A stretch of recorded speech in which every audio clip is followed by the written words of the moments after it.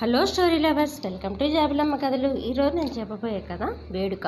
ఉదయాన్నే పూర్తిగా తెల్లవారకుండానే, ఒరే అబ్బాయి, ఈరోజు మీ చిన్న చెల్లి మాళవిక వాళ్ళు వస్తున్నారా, బజార్కి వెళ్ళి సామాన్లు కొత్త బట్టలు తీసుకోవాలరా అంటున్న తల్లితో, పెళ్ళై పట్టుమని 10 రోజులు కూడా కాలేదు, అప్పుడే రావడం ఏంటి? అరే, మీ బావకి ఈ ఊర్లో ఏదో పనుందిట, అది చూసుకొని కొద్ది రోజులు చెల్లికి దిగులుగా ఉందని ఇక్కడ దింపి వెళ్తాడట.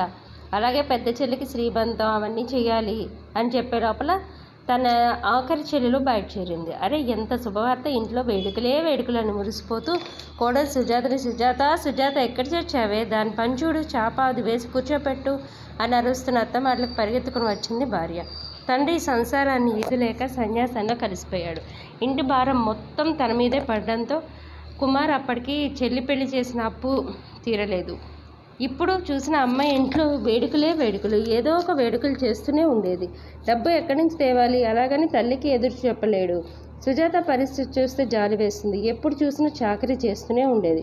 ఒక ముద్దు ముచ్చట్లేదు. పెళ్ళే 3 ఏళ్ళైనా తర్వాత ఒక్కసారైనా బయటకు వెళ్ళడం కానీ, అంతెందుకు ఒక చీర అయినా తేయలేదు. అయినా మాట్లాడకుండా పనిచేసేది. దాంతో ఒకసారి ధైర్యం చేసి షాపింగ్కి సుజాతను కూడా బయటికి బలవంతంగా తీసుకెళ్ళాను. తల్లి వెనక నుండి కేకలు పెడుతున్నా వినకుండా ఆ రోజు ఇద్దరం పార్కుకు వెళ్ళాము. పార్క్ బెంచ్ మీద కూర్చొని, సుజాత చెప్పు, నా దగ్గర రూపాయి లేదు, ఇప్పటికే అప్పులు పాలయ్యాను, ఎక్కడి నుంచి తేను డబ్బులు అని చెప్తున్న భర్త మాటకు అడ్డుపడుతూ అప్పటి వరకు తన ఆవేదనంతా మనసులో దాచుకున్న సుజాత నోరు తెరిచి, మీదే తప్పు, ఖచ్చితంగా చెప్పేయండి, నా దగ్గర రూపాయి లేదు, నేను అప్పు చేయను అని.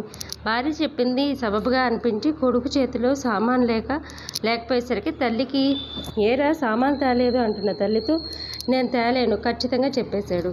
సుజాత నానా తిట్లు తిట్టడం మొదలుపెట్టింది. నా భార్యను ఒక్క మాట అన్న ఊరుకోను, పెట్టింది తిని కృష్ణారామ అంటూ ప్రతిదానికి వేడుకలు అట్టహాసంగా నా వల్ల కాదు, కృష్ణారామ అంటూ ఉండు. ఒక్కసారి కొడుకుని అలా చూసేసరికి ఆమె మాట్లాడలేదు. ఉన్నంతలో సుజాత పసుపు కుంకుమ పెట్టి జరిపించేసింది. అలా సంవత్సరాలు గిర్రం తిరిగాయి. సుజాతకి 12 మగబిడ్డ జన్మనిచ్చింది. కథ సుఖాంతం.